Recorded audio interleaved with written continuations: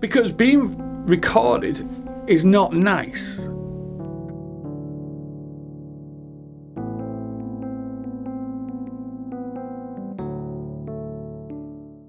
Hello, I'm Will, and I talk a lot about staff safety. Now, one of our new clients that we've just acquired over the past few months asked me to come around and have a conversation about some of the risks that they were concerned about that they were facing. And it was interesting because the risks change as obviously time evolves. But when I went to see the client and some of the staff, they were talking about being secretly filmed, which is a big concern, which I totally understand.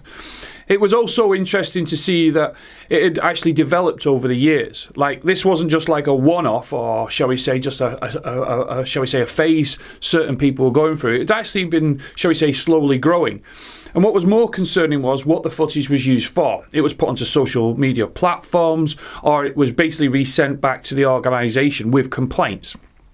Now, I'm not going to go into the legalities of it because it will take far too long, but I've put a link down below in the comments of the Black Belt barrister, who is very good at this. He talks about the intricate legal aspects of it. I talk more on the reflection of what the organisation should realistically do. Now, I broke it down to two key areas, because being filmed, whether it's with, shall we say, a camcorder, which has happened from my experience, or, shall we say, a mobile phone, or what I would call more concerning is someone using something like a little device like this, a little tiny device. You buy it off certain platforms, which we won't mention.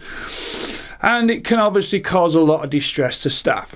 So from the organisational point of view, I say, right, okay, then, well, we've got to make sure we put in some, shall we say, procedures in the sense of guidelines. Now, I know a lot of you are going to have more procedures. It doesn't work like that.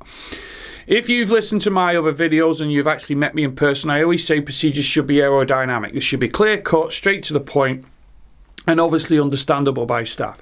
So I'd say for the organisation, right, okay, we should say to our staff, right, okay, you have the right to walk away, but obviously report and record. But you also should then start thinking, well, what can we do differently? Do we bring the client into our location?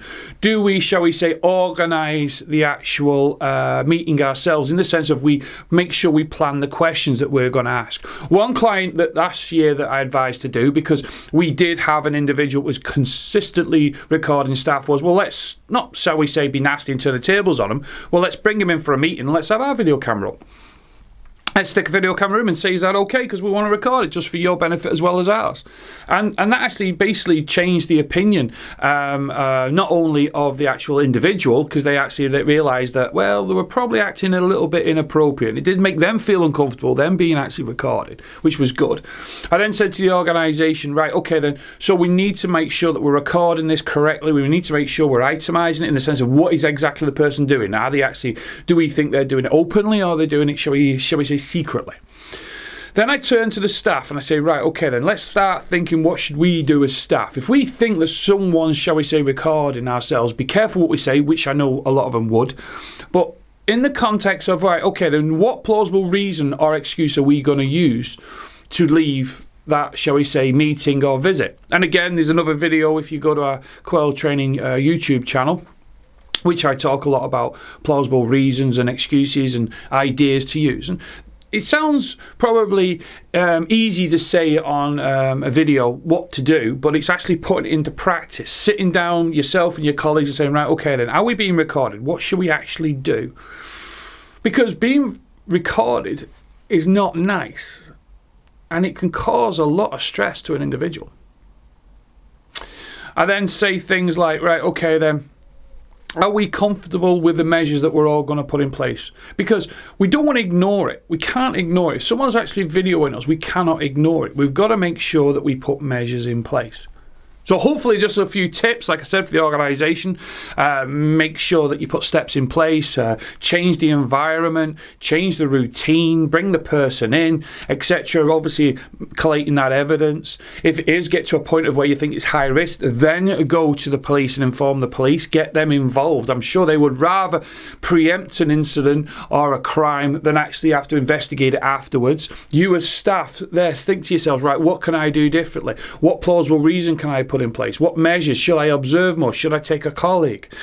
How do I control that environment? Like I said, it's a very sensitive subject that for some reason, can't put my finger on it, that people are starting to bring it to us more. Please follow our Quell Training channel. There's loads of information on there. Please have a look at our LinkedIn page, because now and again I put stories up, or it's easier for you to follow links. We are on Twitter. We just put the videos up there because some of our followers like to just follow it on Twitter. Please stay safe whatever you're doing, and if you've got any questions, don't hesitate to get in touch. Bye for now.